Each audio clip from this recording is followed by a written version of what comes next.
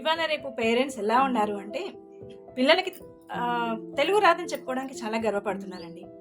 English వచ్చని చెప్పుకుంటే okay, అది గర్వంగా చెప్పుకున్నా ఓకే, నో ప్రాబ్లం. కానీ తెలుగు రాదని గర్వంగా చెప్తున్నారు చూడండి, అది కొంచెం సిగ్గుపడాల్సిన విషయమే. చాలా సిగ్గుపడాల్సిన విషయం. ఎందుకంటే మన రాష్ట్రంలో ఉండి మాతృభాష పిల్లలకి తెలియకుండా చేసి, ఇంకా నా బిడ్డకి తెలుగు భాష రాదు, తెలుగు తెలీదు, తెలుగు మాట్లాడలేదు అని చెప్తున్నారు చూడండి కొంతమంది పేరెంట్స్. నిజంగా సిగ్గుపడాల్సిన విషయం అండి ఇది. ఒక వీడియో చూశాను. ఒక పాప చాలా చక్కగా మాట్లాడుతుంది ఇంగ్లీష్. ఎంత బాగా మాట్లాడుతుంటే అనర్గళంగా, ఫ్లూయెంట్‌గా చాలా బాగా మాట్లాడుతుంది. విత్ ఎక్సలెంట్ ఫ్లూయెంట్‌తోని చాలా బాగా మాట్లాడుతుంది. ఫ్లూయెన్సీ చాలా బాగుంది పాపది.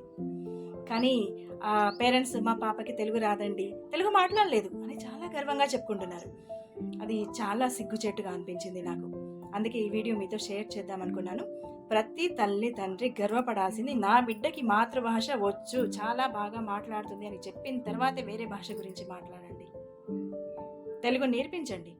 అఆలు వచ్చిన తర్వాత ఏబిసిడి నేర్పించండి. ఏబిసిడి నేర్పించడానికి ఉన్న ఇంట్రెస్ట్ నేర్పించడానికి ఎందుకు లేకుండా పోతుంది పేరెంట్స్కి? నేర్పించండి అమ్మా. మనం నేర్చుకున్నాం, పిల్లలకి కూడా నేర్పిద్దాం. ఒకరి తర్వాత ఒకరు నేర్చుకుంటేనే తెలుగు భాష బతుకుతుంది. దేశ భాషలందు తెలుగు లెస్సని కొనియాడిన నా తెలుగు రాష్ట్రంలోనే తెలుగు లెస్ అయింది ఈనాడు. ఎందుకో ఏమైంది తెలుగుకి అనుకుంటే నేను ఒక చిన్న కవిత రాసుకున్నాను.